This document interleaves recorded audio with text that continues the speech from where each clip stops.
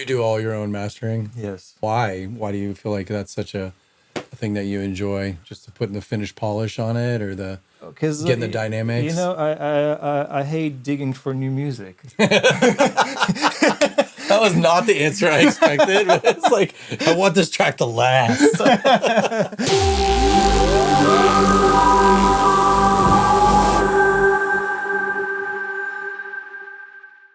All right, welcome back to another episode of A Path Unfolding.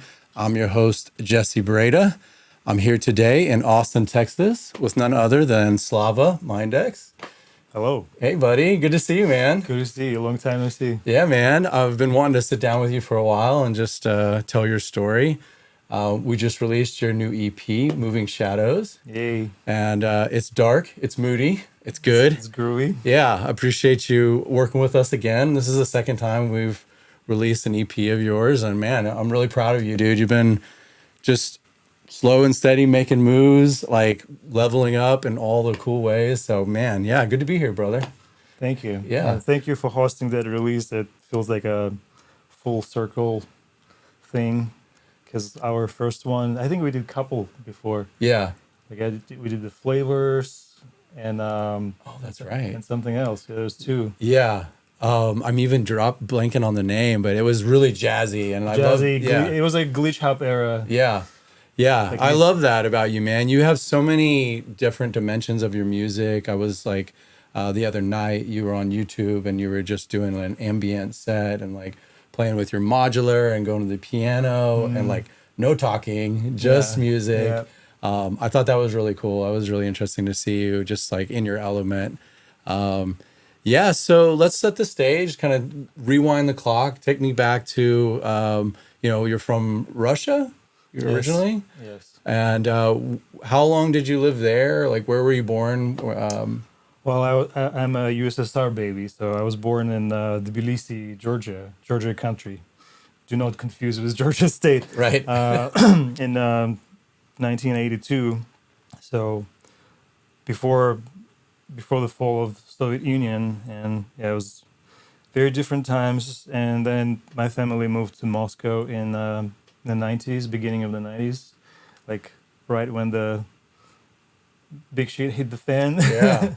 Crazy times. Yeah. And then I went to school there and pretty much lived most of my life in Moscow. Okay. Did you go to college in Russia? Or what would you? I went to middle school and then something that you can consider college. Okay. I attempted going to like art university. Okay. Before I started doing music, I was a painter because my dad is a painter and he taught me to paint since I was maybe like 8-9 years old, and I was selling my paintings at 12. Oh wow! And after and then I made a full switch to music, I think, when I was 21. Okay, what inspired that? Early jungle. Nice. Or early jungle and breakbeat, like particularly I would say Prodigy, and like some acid funk stuff like Josh Winks, and yeah, just like rugged jungle, old school, like early jungle, drum and bass. That just flipped the switch. Did you start as like wanting to be a DJ or a producer or both? Well, first I think I just started buying drum and bass vinyls. And I have a little sweet little stack still sitting somewhere in my parents' house. I wish I could get it here right now, but there's no postage between Russia and US, as far as I know. Yeah, so I was collecting vinyls, and I was like saving change from like parents would send me just like, hey, go get some groceries, bring some groceries, and I would like. Like Take a little off the top. Yeah, and just save up a little bit, and then go get a record, like buy one at a time, maybe like once a month. And over a couple of years I collected it, and then I think when I was 16 I played my first DJ set on the vinyl in a local club. I mean, not like local, it was like in a completely different neighborhood, like Moscow is a big city, and Yeah. I made some friends there and find the plug, like basically just like, hey, can I play a couple of tracks at the end of your set? And they're like, yeah, okay, sure. I That's was like, nice. Yeah. do you know how to mix? I'm like, yeah, and absolutely failed at transition because like I didn't have turntables at my place. Like the way I was learning at home because I was so obsessed and I needed to try. So I had this like a 2 deck tape cassette, Oh wow. and I would just like take out the what's they called, like those those things. Yeah, the tape deck. Yeah, I would take Like out cassette. the doors, the covers, Okay. so I can just plug in cassettes, Slow it and I would down. just slow it down by just pressing my finger in it, and then I would cue it with just a pause button, and yeah, Wow. that was my learning curve, Wow. and I was like 14, Okay. 14, 15, and I already had like maybe 5, 10 records, but I never had access to turntables. And then if I met a friend at a vinyl store, we were just like standing next to each other and started talking. He was going through some techno, some Derek May shit, and I was like going through like tech step and jazz step and atmospheric drum and bass and digging. Yeah, we became friends, and that guy had two turntables at home. One was Technics 1210, the classic, and another one was like old Soviet Union piece of shit that had like a pitch Oh man. adjustment, but it was only like +-3. Okay. So it was limiting, and like in the queuing it was horrible in it because it's a direct, it's not direct drive, it's The belt. the belt. Super It's slow. super slow. And you had to learn that one. Wow.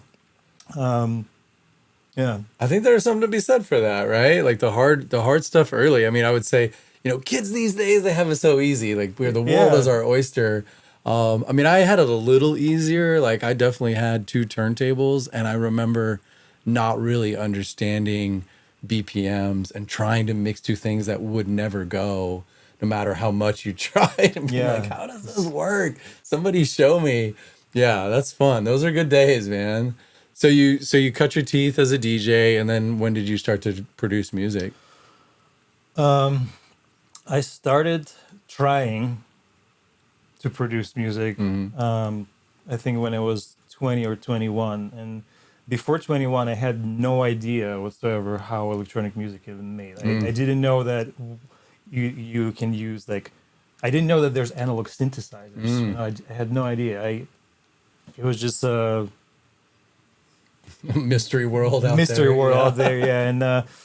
And then I moved out of my parents' place, and I got like a place with my friends. And one of the friends, he was like very kind of nerdy computer guy, and he had this stack of video game magazine in the bathroom. So every time you go to the bathroom, you just Yeah. and I just ran into this article. It's like, oh, you want to become an electronic musician? Like, try Reason. And I think like RB303. Do you know that one? Mm-mm. It's like one of the first emulations of Roland CB303 and Oh, okay. and 808 and 909 drum machine. It's like all-in-one kind of like standalone program. It has like 909, 808, or vice versa, and 303 on top. Yeah, it sounds familiar. Yeah, and you can like save patterns. And I think that was like the first thing, because that's what I found in the magazine. It was like, I need that. Yeah. And where do I get that? Yeah. I didn't have internet. Yeah. My roommate had internet, dial-up fucking modem. Yeah, like glitch. And I think I did some research, and I found this website, and there was this basically like pirate website and you can't even download it from the website. You have to send the guy email, make a request to burn the CD for you, and then you go on the subway, go across the city, ring his doorbell, and this super shady guy opens the door. Like he looks like absolute Wow. like junky, like pale. Like I thought he never sleeps and like he's on coffee or like some drugs. And he was like, "Who are you?" And I'm like, "I need." I ordered Reason and RB303. I was like, "Oh, cool. 1 second." And he disappears, and then he brings back like 2 CDs, and I give him like cash, Yeah. and he was like, "Bye." The original Pirate Bay Yeah. shady guy is a part. I'm glad you lived through that experience. Yeah. That's- Any number of things could have gone Yeah, wrong. I mean, like, I would love to buy it if I knew where. Yeah. You know, like I had no idea. I'm just like Yeah. literally just getting into it, and yeah, and I think maybe I didn't install Reason right away. I think I got RB303 and Sony Acid Pro, Oh yeah. and I try to like program some patterns, record some automation on like 33 squelches, like switch up some like 808 patterns and just kind of jam this thing out, and then you record the output like in the audio file. Uh-huh. And then I would take that, drop into Sony Acid Pro, and try to like add some samples on top of that. But I had no idea what I'm doing because I didn't even figure out how to turn on the snap to grid in Sony Acid Pro. So it was like no grid, no quantization, and I would move all samples by hand, Oh my gosh. like zoom in, and it would take so long. And I would be like, I have to learn. I have to, yeah, and yeah, I maybe even have those tracks somewhere. on Oh my hard wow, drives, those would like, be a hoot to listen yeah, to. they would be like painful to listen to. Yeah, of course. But they're just for archives. You know, Yeah. they're never gonna be on the internet. Cool. That's Yeah. a good. That's good, man. I mean, I can relate to that. I think I have a memory of in high school listening to the Chemical Brothers and Crystal Method, and me and my friend who now I won't say his name, but he's a very famous DJ and producer. We thought that every sound in the record or in the song was a record. So we thought this guy was playing like 12 turntables and each one had a sound. It's literally what it is. I think Chemical Brothers like pretty much all sampled. Yeah. It's all sampled from a Yeah. bunch of different records. Yeah. And so is Prodigy, like Yeah. their early work. I saw Prodigy at Lollapalooza pretty early on. I think I might have been 15 or 16 and was like, whoa. Man, What I is have this? I have a story with a Prodigy. Yeah? Tell Like, it. how old was I? 15 or 16 as well. Okay. Because I think we were about the same age. Yeah, I'm 2 years older than you. Yeah. And there was one and only Prodigy concert in Moscow, Wow. which was on the Red Square, pretty much. Like, I mean, not right on the Red Square, but like outside of the Red Square wall, like on the Manezhnaya Ploshchad. It was insane. It was like 96, 97, if I remember it right. And I don't know how many hundreds of thousands of people were there, Yeah. but it was insane. Yeah. And it was free Wow. for everyone. So Wow. the attendance was over the top. And Who did it? Did the government put it I think on? CD, I think Wow. CD did that. Okay. Yeah. And it was the craziest energy like Wow. I could experience. Wow. And I was, everyone was such a fan, you know, like they're really big, and yeah, and I got a little claustrophobic there. I didn't want to go into the crowd. My friend was just like, "Let's go in," and I'm like, "No, let's stay here inside. We can hear everything well. We can see it," because there was a lot of casualties. I'm sure. Like I mean, it's Kind of like a mosh pit or people just being too close. It's Yeah. Russia, man. It's just, there's some wild people. Yeah. There's some thugs. Sure. There's some skinheads, you know, Yeah. and people were throwing empty bottles of vodka Ouch. into the crowd. So I saw some bodies dragged out of there, like a couple at least. So, Dang.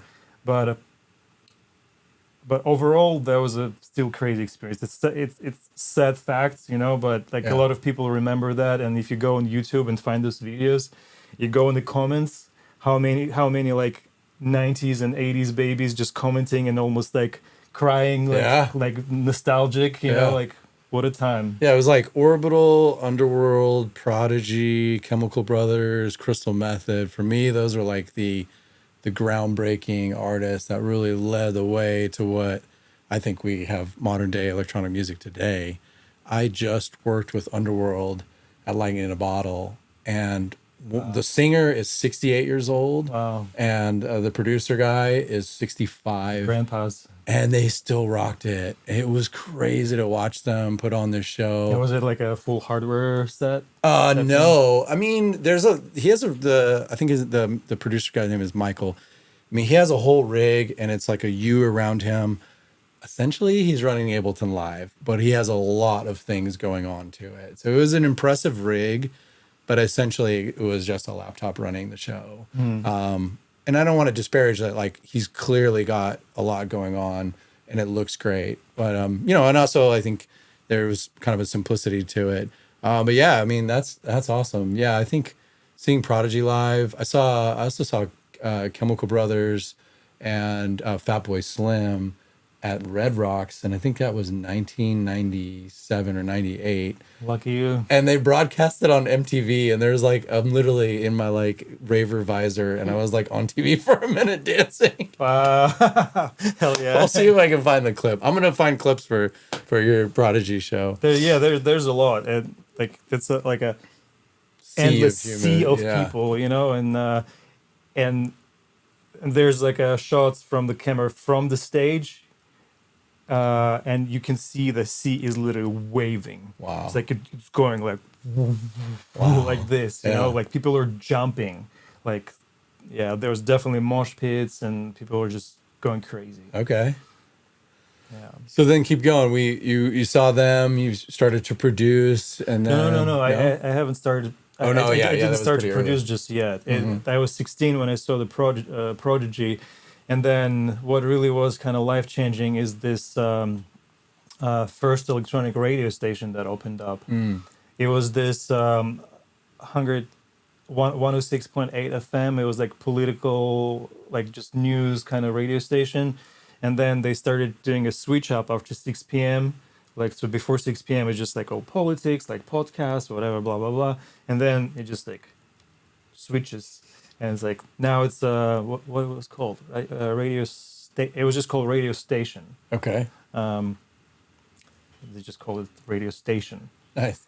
And they started broadcasting all genres of electronic music, just kind of introducing post-Soviet space. I mean, particularly probably Moscow area because it's a FAM, yeah, and that opened up a whole new world. And I heard house, and I heard all other genres, but what clicked the most was the show was called Storm. I think it was on every Wednesday, 9 p.m. or something. It was DJ Dan and DJ Groove. Oh, nice. Like these two Russian pioneers of drum and bass and the breakbeat. And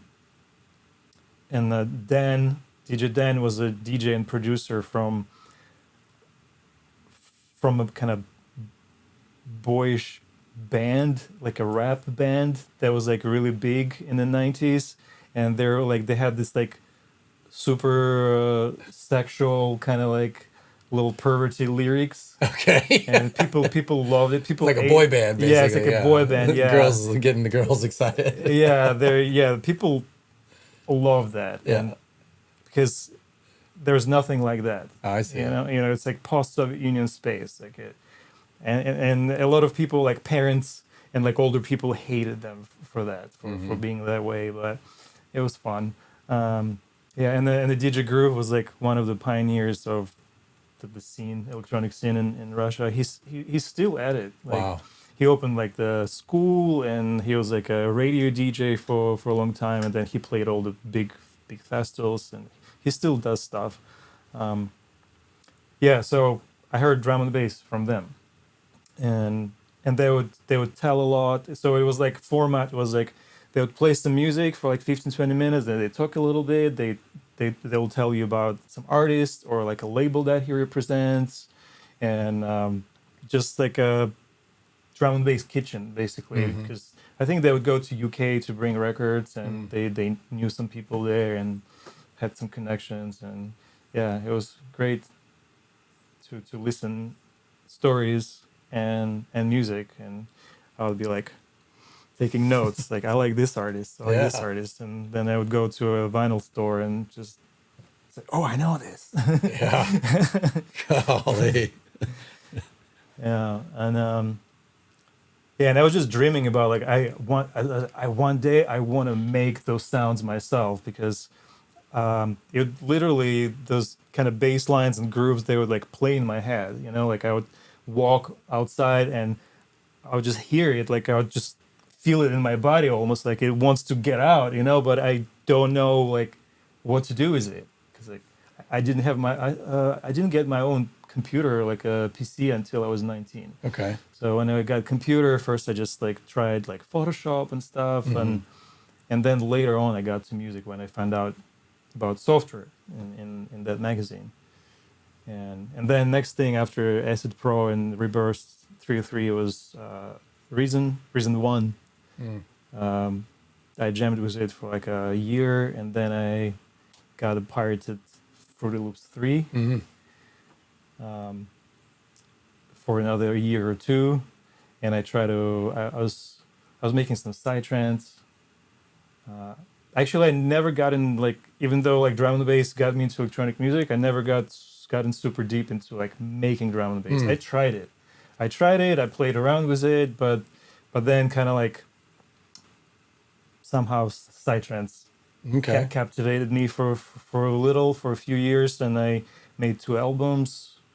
I released some tunes. I think one of my Did you discover psytrance in India? Yeah. no, Moscow. Okay. It's very big. It's very big there. Yeah. I mean, right now it's like doesn't feel like it's that big. Drum and bass is definitely bigger, because they used to fill out arenas, you know, and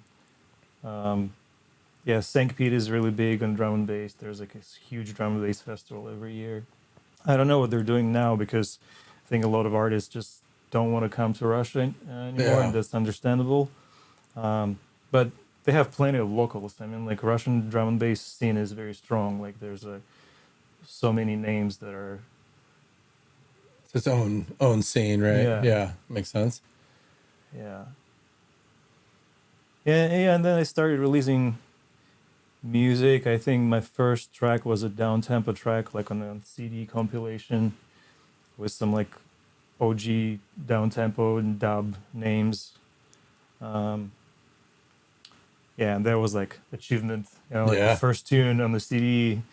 I don't know if I probably still have a copy somewhere, like not here. And then next track, someone bought a track, like it was Insomnia Records, this Russian psytrance label, and yeah, I made $200 on the tune that got on the compilation, and then I self-released 2 more CDs. I mean, not self-released, but it was the help of some labels. So it was like a deal. I got like this Suomi trance release, if you're familiar with the term. Basically, it's a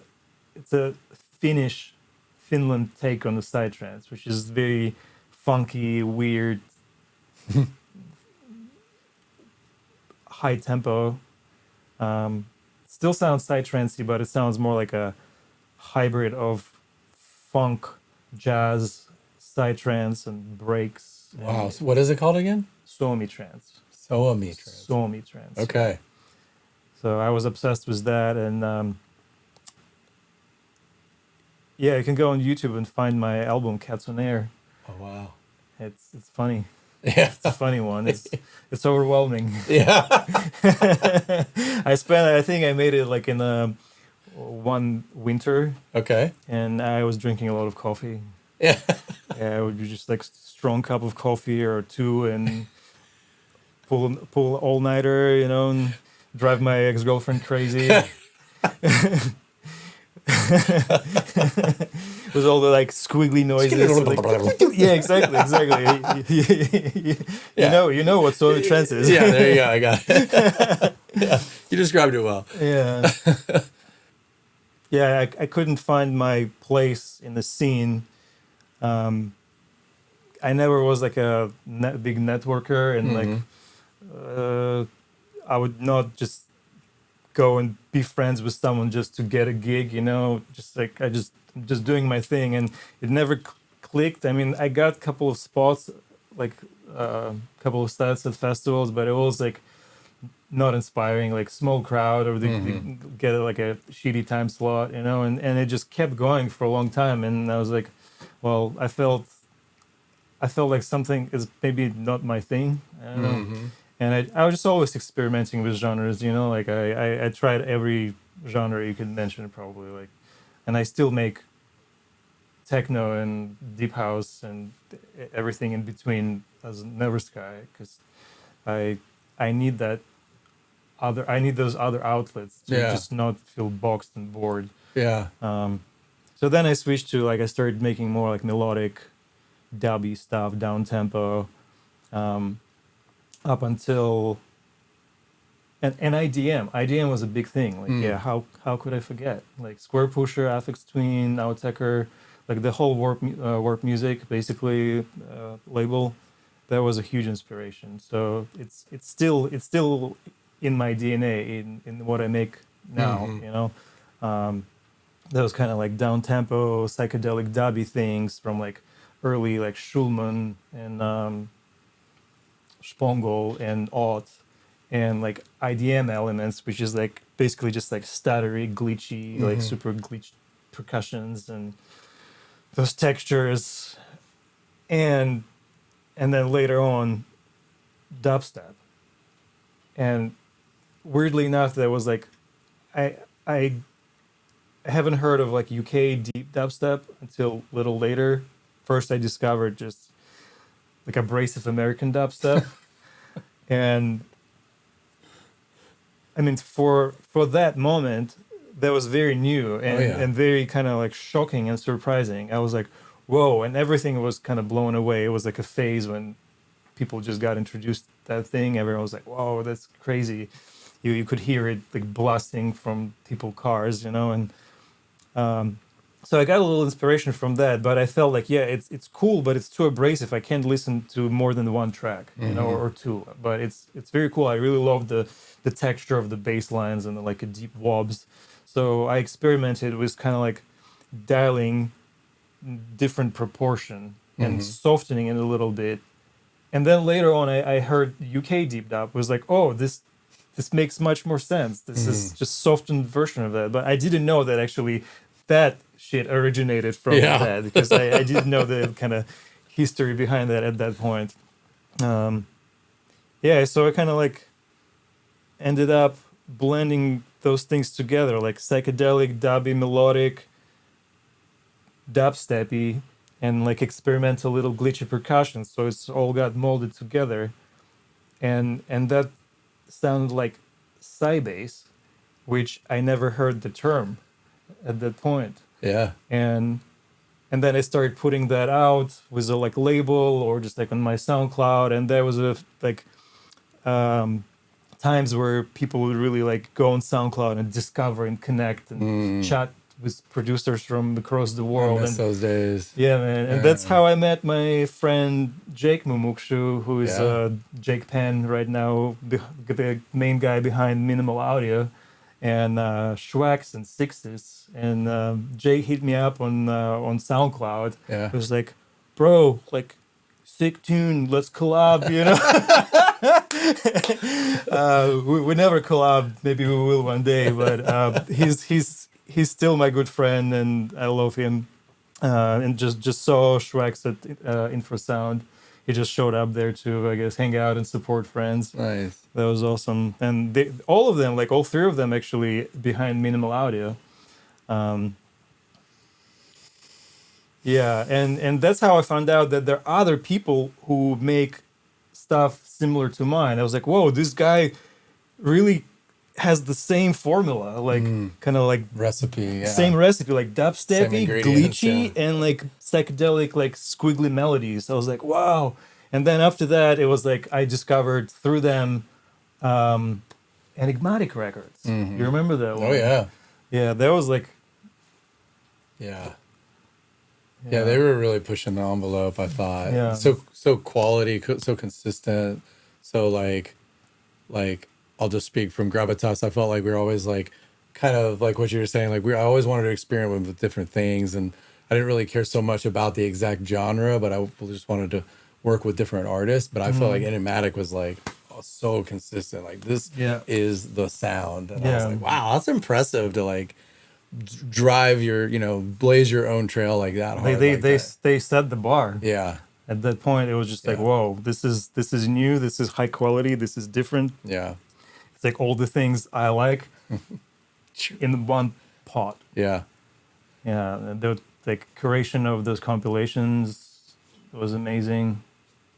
Yeah, unfortunately, like I think he took down all the music of Bandcamp, Why? or Oh, that's maybe too maybe bad. maybe he put it back. But yeah, but now we're enjoying and using his artwork, Yeah. like Matic design. Yeah, he's still making artwork, right? I think he may be still making music too, but he probably just Kind of. doesn't put I it out. remember him posting something about, I think maybe he just had a kid, or it was just like this chapter of my life has kind of had its thing. Mm. It's tough. It's tough to keep going. I Yeah. mean, yeah. I guess like just artwork just works better for him, Yeah. and it's cool. Like literally, like on Moving Shadows EP, like his piece, Yeah. Yeah. it worked perfectly. Like for the matches the vibe. Like it was just like creepy little fluidy things. Oh, I did want to ask you about your trip to India. I thought that was like, I had read about that, like these adventures. I would love to share. Tell me about it. Well, You spent the summers in India, right? no, Or no, no, a no, no. few, You or don't no? want to go there in the summer, man. Okay. Okay. The summer is a monsoon season, and everything gets moldy and mushy, and landslides, and just no. Okay. I mean, no landslides in Goa probably, but in other places, Right, yeah, it gets dangerous. Um, I mean, Goa, India was my winter escape I see. because From Russia. fuck Russia.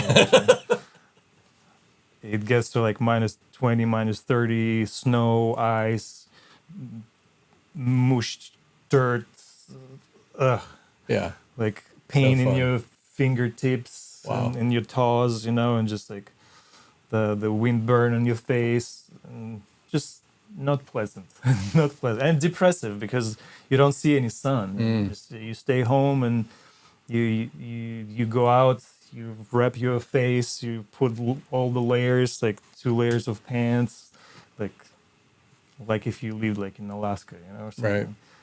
Yeah, and I would always just save up a little bit to secure my winter trip, and yeah, I would.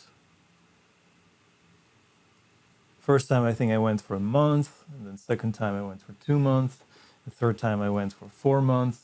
So altogether, I think I spent a little over the year there and explored some other places besides Goa. I went to Kakarna, Hampi, Himalayas for like a snowboarding trip. It's like a free ride mecca basically, and the cheapest one.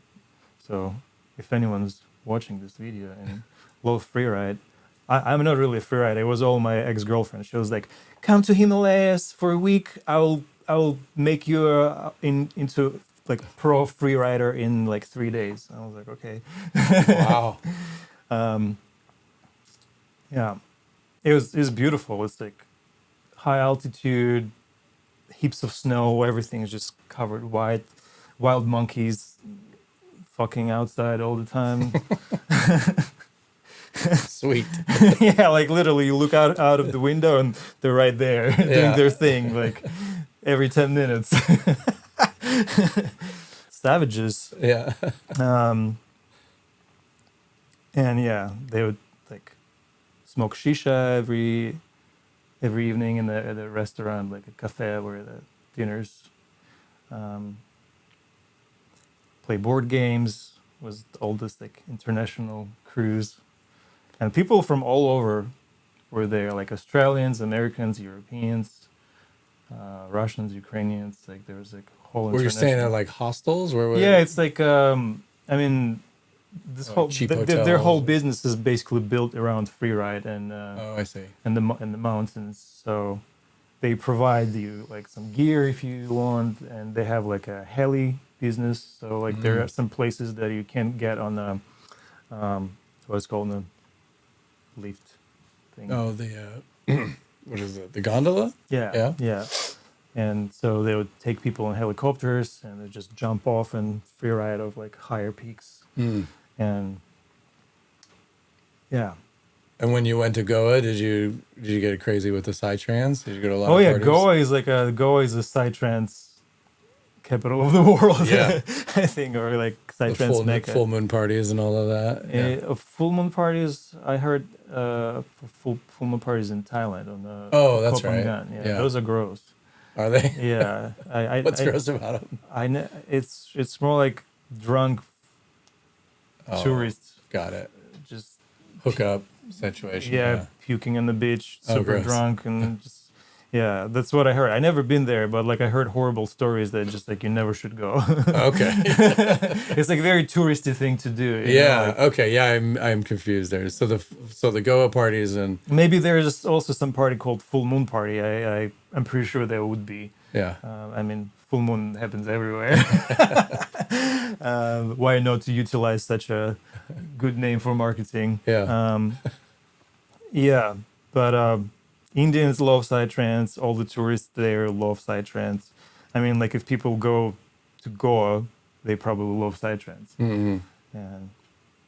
And besides psytrance, there's a lot of like awesome music things, like little jam sessions, like all this little beach cafes. They would do concerts like on the sunset and at night, you know.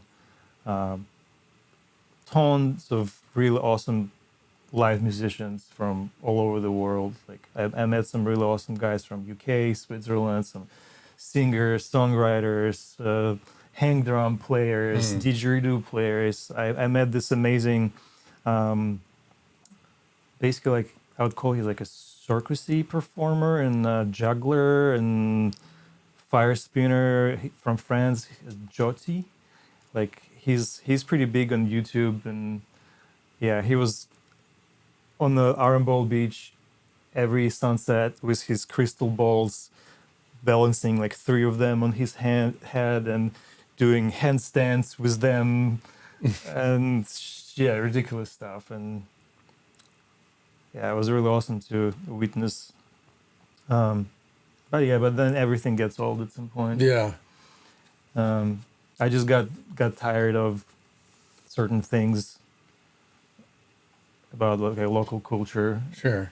because they're cool people, but they don't understand the privacy and the personal space.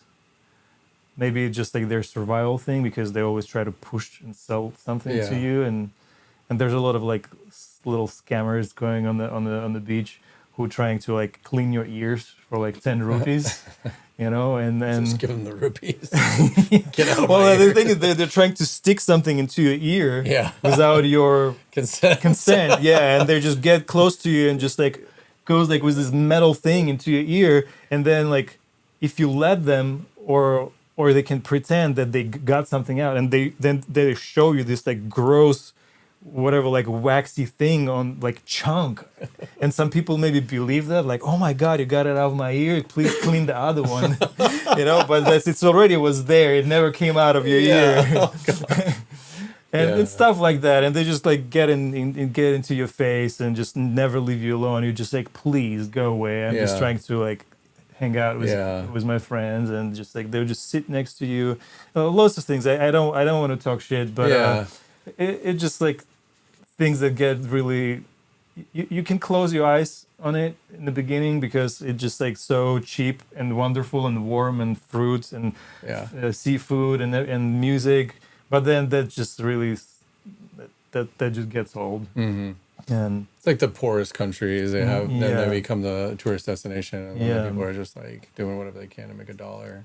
yeah, for sure, they're Tough. like it's a tough times, and they're trying to survive because the tourist season is like the only time when they can make any money. Yeah. Pretty much, I'm sure. Yeah. But yeah, it was lots of beautiful experiences, and That sounds awesome. Yeah, I think like I've never done anything like where you could travel somewhere and just live for like a month or two or three. I think that is like immersing yourself in the culture and you can really understand a it's a place. definitely country of wild contrasts. Yeah. Like you ride your bike through the villages, Mm-hmm. and like for like a half a mile, it smells like rotten corpse, Mm-hmm. and then next half a mile, it smells like flowers, the most beautiful, Mm. pleasant smells, and then it's like incense. You're passing these little temples where they burn like heaps of incense, and Mm-hmm. just like wow.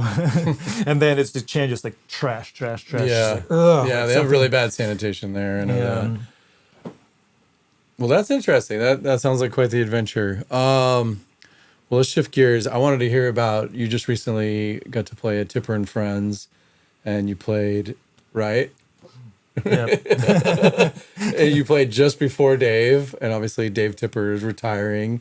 So this is like a crazy year where everybody's trying to see him. So that was, obviously quite an honor. Yeah. I recently saw Dave last year at Lightning in a Bottle. He played, and talked to his manager Dave Veller, and I mean it's really cool to hear from them how they're wrapping this up. I mean, before we started recording, it was kind of like, do you think he'll really stay retired? I think he will. I think the stuff with his heart and all of this, I think he said what he needed to say and probably financially doing just fine and all of that. And then I think they're kind of gonna, who knows what will happen. But yeah, I wanted to hear about you had Tass do visuals as well, Yeah, right? Which Taz is did the whole lineup on Saturday night. wow. Yeah, I don't know how he did that, but he was there in the booth for 6 hours. He's a legend. Yeah. Yeah, and he did amazing job. Yeah. Well, and just to dive into your set, like we were working on the EP and we were emailing you and asking you questions and kind of wanting to get some stuff from you. And you were like, please don't talk to me until after this gig in a very, very nice way, but also very like, this is not my priority right now. And I didn't quite understand. And then after having listened to your set and looking at the track listing, all of the different IDs, all the unreleased music, how well constructed and what a journey you put together. I just want to say job well done. That was really Thanks. impressive. And it sounds like you put a lot of work into it. And yeah, I mean, how did it go? What any reflections, any stories from that? I mean, it went amazing. I definitely was quite stressed, like days pre-order, and the closer I was getting to the day, the more I was feeling like, oh, I'm really on the time crunch. Because first I thought like I have enough time, and then the closer I was getting, I was like, all right, I think I got all the new tunes that I could potentially like pull out right now. And then I was like, yeah, time to start putting together sets, because there was two. Two sets, yeah. Yeah, and then I'm like, well, I can't really dedicate same amount of energy to both. So like of course I gave priority to the Saturday night set, the direct support one, and because that was a more psychedelic night, and I think my main focus is like psychedelic music, and I felt like just this my stronger side maybe, and yeah, and then before I even started putting sets together, I realized like I threw all my new stuff and like little older stuff in the one session and started listening back to back, and I was like, oh my god, like these tracks from last year, they need like remaster, and it's like another few days, like 3-4 days, it was just that I was just remastering all this favorite tunes. You do all your own mastering? Yes. And then you also offer mastering service for other people as well. Yeah, that's one of my favorite things to do. Why? Sorry, we'll take a little, detour here. Why do you feel like that's such a thing that you enjoy? Just to put the finished polish on it, or getting the dynamics. I hate digging for new music. That was not the answer I expected. But it's like, I want this track to last. When sometimes just like people hit me up and like, hey, do you offer mastering? I was like, yes.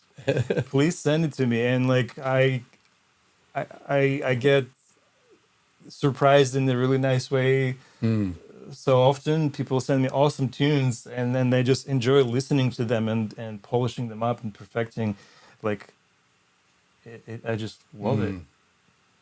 I Cool. love helping people to achieve their goals, and also just very pleasant task for myself. Kind of get distracted from my stuff, hear something new, and yeah, kind of like So it's like a different. You can still get to work with music, but you're maybe not in that like creative space as much. But you or then the like creation of your own music, but you still yeah, get to be creative, and you're helping with other people. yeah, and making money. And it's making some money. Yeah, yeah, which is a real thing for sure. Yeah.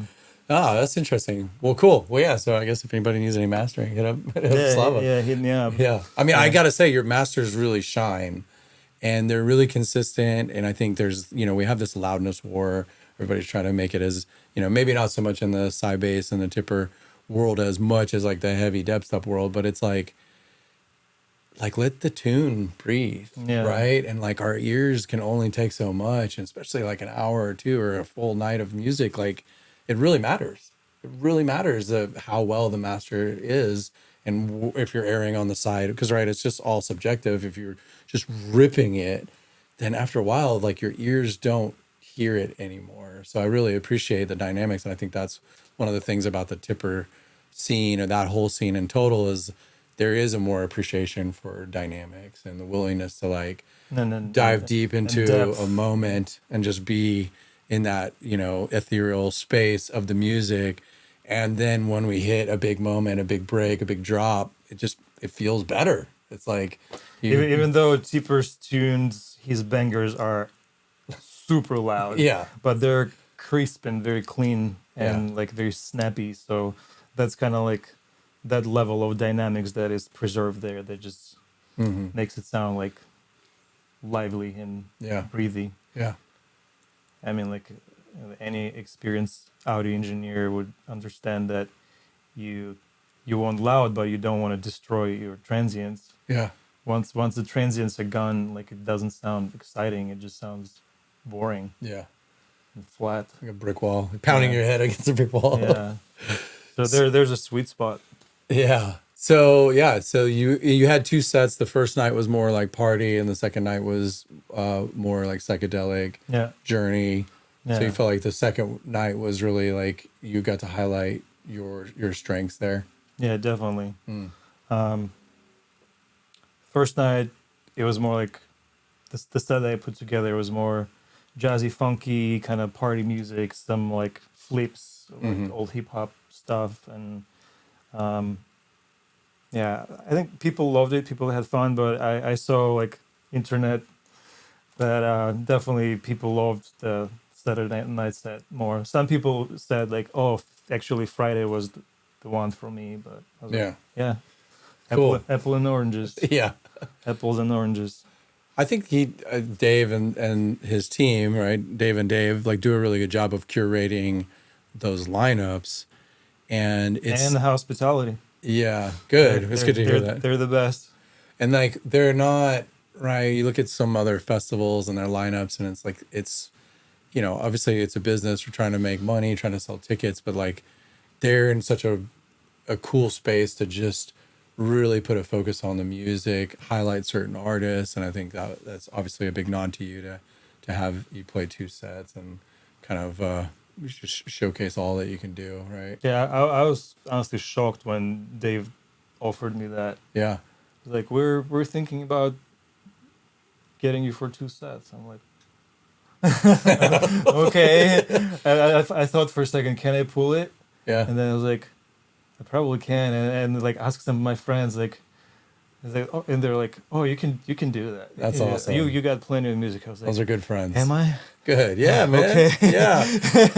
Do you feel like, I mean, in that context, do you feel like you leveled yourself up? Like now that you've done that, you see yourself in a new way that you. For sure. Cool. Yeah, for sure. And honestly, like right now, I feel like I'm in a little of a burnout. Sure. So I'm kind of like recovering from that. Yeah, take some time, reflect. That's great. Yeah, and I'm kind of like in the moment right now. Like I'm not quite sure what I want to make, what I want to keep making. I definitely know that I'm probably going to stay this multi-genre person, Sure. because for commercial success, people say like you better stick to like one thing, but I don't think I'm able to do that. Well, I think your one thing is all those things. Like there's a through line in your music, and I was actually going to comment on that of like, you know, if we just talk about, I'm forgetting the last album you did, what was the name of it? Fluidity. Right.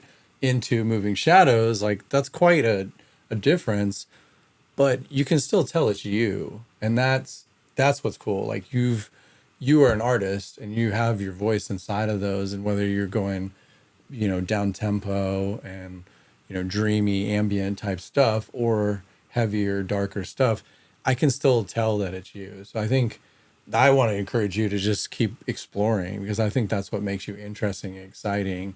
I think when, especially, and I think your instincts are right here of like, oh, if I try to box myself in, you're kind of gonna go crazy. You're gonna be Yeah, like, no, like no, I don't want this. Like, it kills my creativity, and like yeah, I mentally, that's the whole point. yeah, Right? and You wanna be mentally I'm creative. like in this space right now, like, oh, like because like that Tipper Saturday set went so well, and I kind of feel like maybe I should just stick to that. But then when I'm like in the studio and try to think like, oh, I should just make just that type of stuff more, Yeah. and then I'm like, ugh, Yeah. like because You know, I think someone that does that well is if you look at Of the Trees, right? Some of his most popular music that people stream and listen to again and again is very melodic, very down tempo. But then when you see him live, he's playing really heavy heavy bass stuff. music. And he'll have moments where he plays his originals and it gets soft.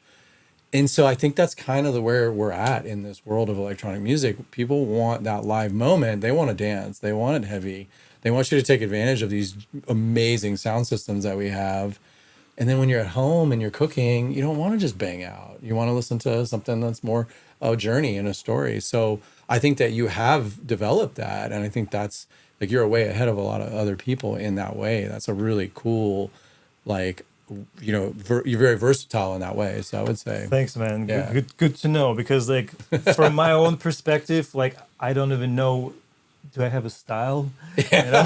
For sure. You know, like so it's like I'm always just exploring and trying to like find myself and reinvent myself with every EP. I feel like Yeah. every time, like every EP is just like always reinvention, and I go through these phases.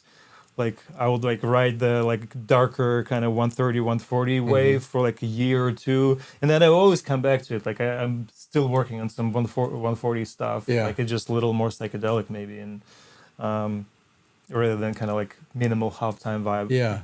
Which I think the Moving Shadows EP is kind of, and I collected those tunes over time. You know, like I'll just make one, then switch to down tempo, and then switch to ambient, and over time I would just like, oh, I got a folder of like just this. Yeah. That makes sense. Yeah. Yeah. And then I was like, oh, and this is EP now, and that's how it always is and how it always was. I would just go all over the place. Yeah. And over time, I just sort things out into different folders. And like, oh, I got ambient album coming together, like slowly. Like I got like 4 tunes, and then I think it took me like 3-4 years of just since I started intentionally like making ambient. And then last year I released the Modus Volabitus, the ambient album was 10 tracks. And then every other EP is just always,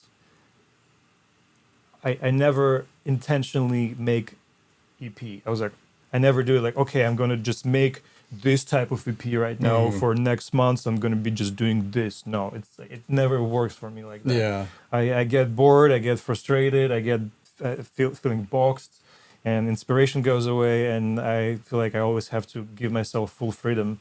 And that what I think that actually what helped me to be like hyper productive sometimes, because I never limit myself. If I go to my studio, like lock myself in the room, I don't know what I'm gonna make.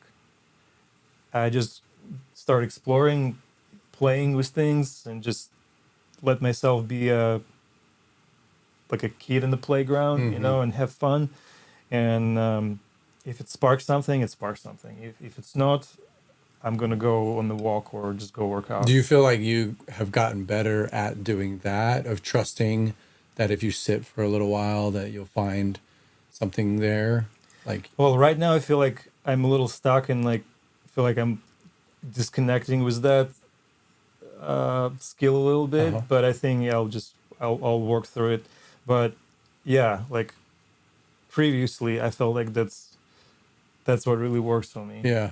You're like a relationship with that. Yeah, Um, it was my early on kind of like discovery. Like I think even 10 years ago, because I just noticed it. Like if I tell myself like let's sit down and make a drum and bass tune, I will never make a drum and bass tune. I will make a drum and bass tune if I will make a drum and bass tune. You know, yeah. and I was just like, oh, okay, it's already not taking any drum and bass direction. It's already something different, and I'll just go along with it. Mhm. Whatever. It's just like if in the moment that's what inspires me and what clicks, I'll just go along Yeah. with it. I'll just ride that way because I know that that's gonna be better. That's gonna be more authentic. If rather than if I'm gonna try to just Yeah. limit myself into like drum and bass or like anything else. Make a bad copy of something else that you've just Yeah, heard, right? yeah. Or you're like, So oh, I heard this song. I want to make something like that. Yeah. So you yeah, just kind of go. You're gonna go where the song takes you, right? yeah, and whatever kind of like inspires me in the moment. So sometimes I just hear a beat in my head. You know, I'll just walk around my room, make breakfast or lunch, and I'll just beatbox some pattern, and I'm like, oh, that's groovy, and I instantly just want to kind of make it in a DAW, and then just put There you samples go. together, make a groove, and sit with it for a little bit, and then I'm like, and I don't know if it's going to take me anywhere or not. I just know that I have to do that because that's the inspiring little idea that I have, and then once it's there and it's like looping in the background, I just sit with it for a little bit, and then I'm like, I hear the bass line. I was like, okay, let's add bass line. Nice. And next thing I'm adding the bass line, and then I'm sculpting the patch, adding modulation and doing sound design to the bass line and adding space. And then the more I add, the more it inspires me. And I have no idea where it's going to take me. And the next thing I add like another layer, like little arpeggio, melody, little chord stabs, like ear candy, and then I got a loop, which is like fully developed loop, and I even will make it fully mixed and like maybe not fully but pretty polished. Yeah. So because my idea, and that's what I always tell to my students, is like when you sculpt your initial idea, you want to mix it as close to the truth as you can, especially if you start with the drums. You want to process them pretty well right away, because that's going to push you to add the bass line that would be matching energy, you know, because if you start a tune and your drums flap, the bass line that you're going to add to those drums going to flap because you will match it up, Yeah. you know, and then you like build your whole song on top of that. The whole song going to flap, and then at the end you will have so much mixing work to do, Right. and you'll get lost into it, you'll get frustrated. So it works for myself. I don't know how for other people, but I suggest that to everyone who like takes lessons from me. Like this is one of the things that I always repeat over and over. Yeah. You know, like you want to process your drums at the very beginning to make them crisp and punchy and snappy, because all other layers you're going to add, you will subconsciously or consciously you will Yeah. want to match it up. Oh, that's really interesting. I've heard like the opposite philosophy of like just work as fast as you can, get as much of the content and the idea down as fast as Yes, you can. just learn to do that fast. Yeah. And then, but it makes a lot of sense for you to say, like, if you tighten up your drums, then what you write into response to that, the space and the sort of the complement to the drums, whether it be the synth or the bass line, that it will match that texture and that impact and just the whole thing kind of works. Like, Yeah, it makes a lot of sense. That's you'll interesting. process your bass line more aggressively if like tune needs that. Yeah. You know, like you'll make it more greedy, like put more energy into it. Yeah. And overall, just tune going to be thicker, grittier, Yeah. more exciting. So you mentioned you have, you give lessons. So what does that look like? Are people coming into the studio, or you do it on Zoom? Rarely in the studio, usually just Zoom. Yeah. Okay. And so people can book with you. They just hit you on your email, or how does someone connect with you? Well, they hit me up everywhere, but I tell them to send me email Cool. to keep things And then organized. so they like do you take all like levels of students? What do you what do you Yeah, like to sure. do? I prefer like more intermediate or like advanced, but I don't mind taking on beginners. Yeah. I feel like if it's beginners, they just can find someone cheaper. Sure. Sure. So they'll come to you and maybe they have a song in progress, and then you will kind of like almost consult or like point out, hey, what if you did this, or what if you did that? What is it? That as well. Yeah, I do feedback sessions, and sometimes it just I start track from scratch Okay. and They just watch you. and just watch me, and I explain everything I do, and so we would just basically touch up on like idea generation, you know, creative aspects, arrangement, what to do when you hit the wall, how to expand an idea when you feel stuck, and like this little workarounds That's awesome, man. Wow. and sound design and mixing and And you can pull all that off through Zoom. That goes well. yeah. The only thing I can't pull through the Zoom is piano lessons Yeah. because it's just very hard with the camera setup and everything. Yeah. It's too much of a hassle for me. I can explain music theory and chords and Yeah. harmony, but in the more of a limited way because I have to kind of show all that in the piano roll. Uh-huh. And I feel like visually it's more appealing and easier to understand when people see your fingers and when you actually can connect your kind of body, eyes, and ears Yeah, it's a lot. together. How long have you been playing piano? Oh, I don't know. I started mindlessly playing my mom's piano in Moscow 12 years ago. Okay. I guess my ear just helped me to find things intuitively Uh-huh. without knowing names of intervals even. I knew the name of the notes, but I didn't know like what is perfect fifths, what is Sure. sharp that, flat that. You know, I had no idea. I was just like, I know this sounds jazzy. That's Yeah. what I like. Yeah, so on that tip, like what advice would you give to sort of people early on in their musical journey of, wanting to produce music or play out? Any lessons learned that you would want to share? Probably a lot. Yeah, how much time do we got? Yeah.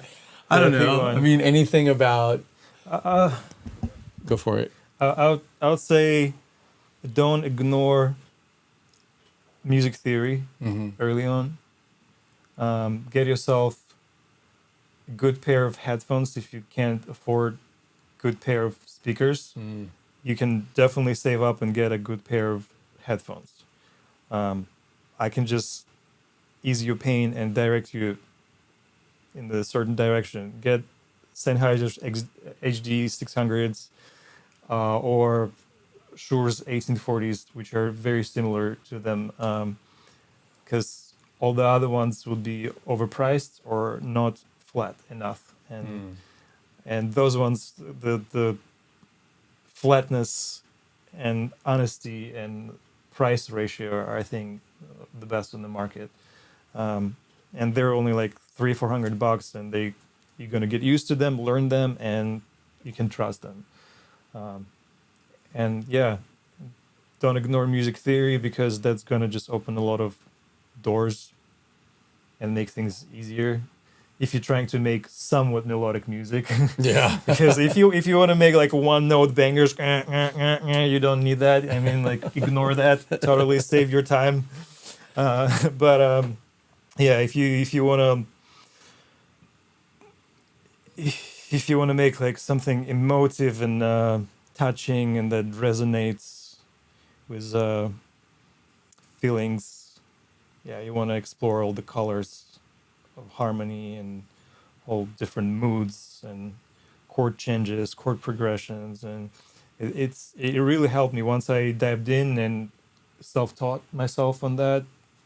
Go on YouTube. you know. Hmm. Or come to me, I'll explain you. There you But go. I learned it from YouTube, and yeah, it takes courage and patience to just rewatch hundreds of videos, and you have to watch it, and then you have to apply it. Yeah. You can't just watch, It's a and language. yeah, Yeah. and It's like like learning a yeah, language. you You have really to have to watch it and study. have to try to say the words, Yeah. and then after you say the words, you try to build a sentence, and after you build the sentence, then you try to tell a story with a number of sentences, and Yeah. that's the hardest part to break through, because I feel like it's pretty easy to like figure out the words, just the chords or scales, Yeah. the Vocabulary. vocabulary, like basic vocabulary. But yeah, but then you get to like short progressions, like little chord changes, like three chords, which is like for a lot of electronic music tunes, that's all you need. Yeah. Like you That's true. just need three beautiful chords, like da da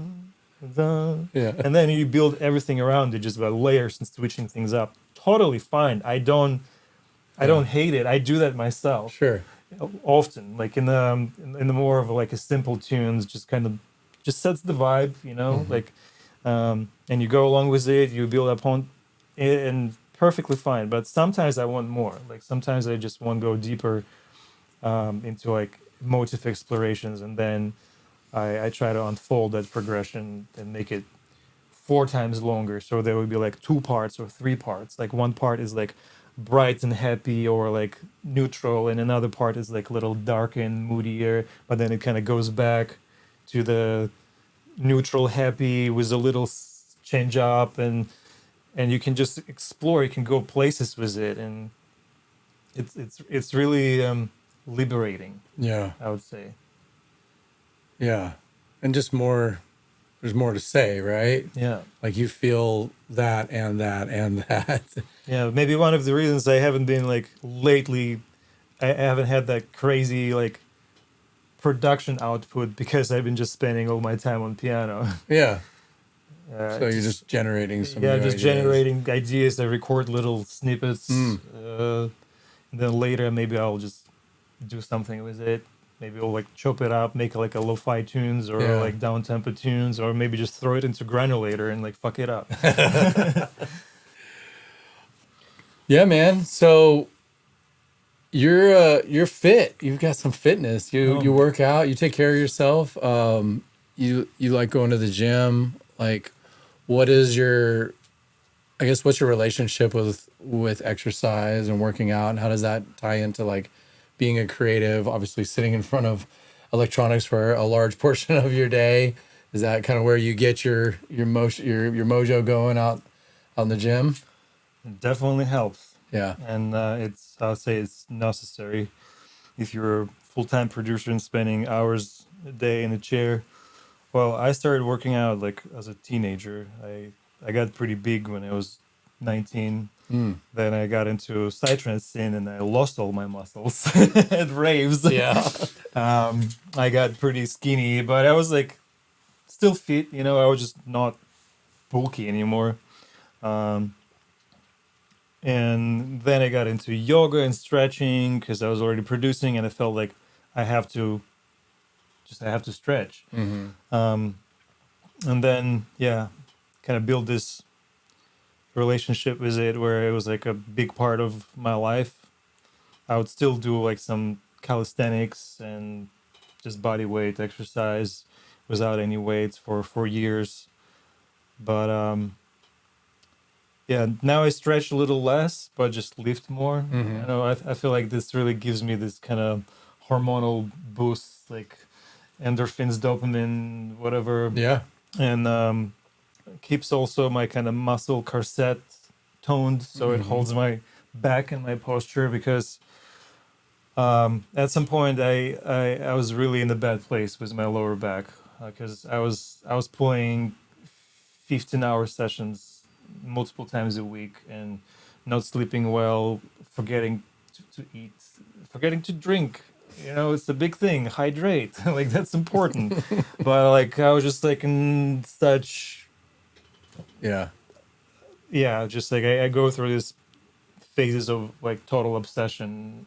When I'm really inspired and super excited on the tune, I'll just keep going, and yeah, I'll forget to drink. Now I don't do that. Now I kind of like switched my priorities a little bit. I was like, health is important. If I want to keep doing this for years to come, I have to save myself, you know? So, yeah, now like I spend less hours in the chair, work out for 3-5 times a week, depends on the week. And yeah, got some meat. I think like by strength and mass, I'm somewhere close to where I was like when I was 19. Oh wow. Yeah, set the goals of my bench and like other like main exercises, and pretty much I got where I wanted to be. Now main idea is just save my joints because the stronger you get, the more you lift, and you want to keep progressing. You want to like I still want to hit like new PRs, you know, and but it's get dangerous to the joints, and now I kind of have to find balance there. Yeah. Just again to preserve myself for the years to come. Yeah. Because yeah, so maybe just take it a little easier, and yeah, and I feel like it's a struggle of a lot of producers, just to forget, take care of their bodies, and in the long run, that's very important, guys. Like don't ignore those things. The earlier you'll realize it, the better, because you don't want to get like any stomach problems, digestive problems from like not eating regularly and a balanced meal. So like now that's like I religiously take care of that I get all the nutrients, I get like all my macros, like, and you want balanced food, like you want proteins and complex carbs and leafy greens and some berries and good amount of hydration and vitamin C and like all these things. It has to be balanced. Some sun. Yeah, some sun. Yeah. At least like 15 minutes a day. Don't be a total studio rat. Yeah, you're gonna get depressed and the tune's gonna suck. Yeah. Yeah. I mean, I love that you're saying that. I think too about the strength training. I think in at least at one point in my life, I used to think of people who would do strength training kind of as like jocks or meatheads, and that there was this mentality that went with that. And I think that basically that was from like the people in high school that or my high school, like they were not good people. They would beat other people up and they were shitty people. But inherently, like it's like getting good at your craft. Like as you strength train and you feel good and you're like, wow, like it's a new power. Like you're unlocking your potential on a physical level, and that helps you unlock a potential on your mental level, and then there's like sort of the spiritual level, and as those things all kind of come together, and that's a discipline. Yeah, it kind of disciplines you, because I feel like lately I've been more disciplined with my workout routine rather than in the studio, which is ridiculous. Yeah, but it's still a discipline. Like you're forcing yourself to stick to the routine, plan. Yeah, to your plan, and you for set the payoff. And you set the goals, and like in the grand scheme of things, like men and women would start losing muscle mass like 1% every year after 30 years old, and like you wanna save some of that meat for when you're 70, 80, if you made it to, even if you make it to that point, you know, and and like we already live in a harsh environment. Like I mean, contamination, shitty water, shitty air. Like you want to be kind of mindful about those things and don't put trash in your body, because you're gonna get problems. You're gonna get like pre-diabetes or like digestion issues or that yada yada. Yeah. And also like if you lose too much muscle mass when you're old and you can't get off the bed without help, like I mean, what a life is that? Like I mean, it's like if you don't invest in yourself now and your health early, like you end up having to pay for it later, right? And even the saying like health is wealth, and like I broke my back in 2009 and I was almost paralyzed, and I had to have spine surgery. And the reality of that for me was like nothing else mattered ever again. if I couldn't walk. I mean, of course, like maybe I could get back and going, but like my whole life would have changed. Yeah, exactly. And you mentioned the digestive stuff. Like when I was just out of college, I took this job and I was working like 60 hours a week and drinking like, Diet Coke and Red Bulls and like partying and not sleeping and like not taking care of myself in any way, shape, or form. And my body totally responded. And I was diagnosed with Crohn's disease. And that's a really, really serious disease. And like my doctor was like, your whole life's going to change. Like I was super stressed.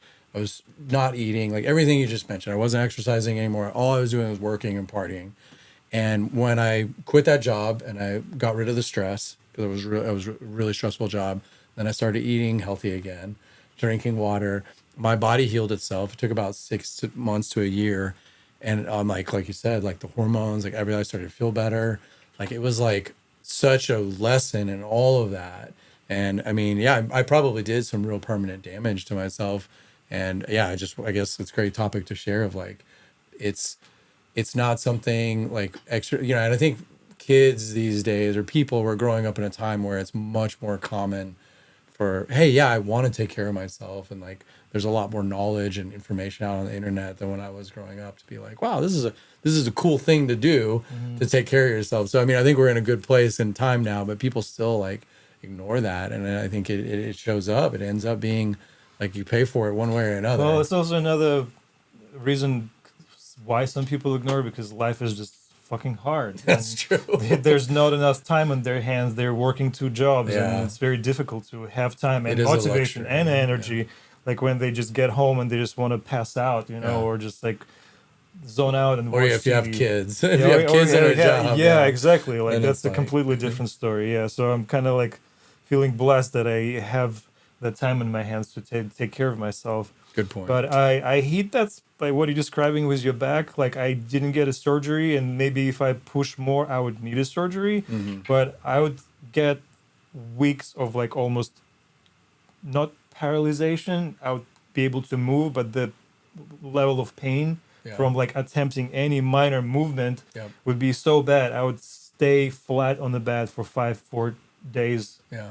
in a row Oof. until the spasm would go away. Yeah. So I start crawling Oof. on the knees to go to the bathroom, and I was like, I don't want this life. That was so scary. I was like, I need to do something. And even though I would still go work out, but the balance wasn't quite right, like because my some of my muscles were too weak, and muscle imbalances, like posture problems from sitting too much and like leaning on one side. So like when you're spending time at the desk, you want to sit somewhat straight. You want to support your spine. You don't want to like this imbalance like one or another side. You want to sit more or less straight, and your feet supposed to be on the ground. Yeah, Otherwise, you're gonna have knee problems because it's over time it adds up, and like year 2, 3, and then like why my knees are hurting so bad, because you're not having your feet on the you're all ground. sideways and crooked Yeah, all and the time. croaked all the time. Yeah, so it's a lot of things, and it's difficult to be conscious about it 24/7, but then unfortunately, like you sometimes learn that lesson when it's a little too late. So yeah, listen up. Well, health advice from Mindex. Yeah. No, that's good, man. Well, I appreciate it, dude. Thanks so much for sitting down with me today. I love your studio. I love your spot. Of course. And thanks for, another release with Gravitas. Thank you. Yeah, man. Thank you. I'm really proud of you, and it's great to know you, and I'm excited for the journey forward. All right, brother. All right. Here's another one. And for the health thing, one more word. Like it doesn't have to be weightlifting, just anything. Rock Exercise. climbing, exercise, Pilates, yoga, walks, like climb some trees. Like be a monkey, connect with your body, and just so the life juices keep flowing through you. All right. All right. All right, brother. On that note, we're out. Thanks.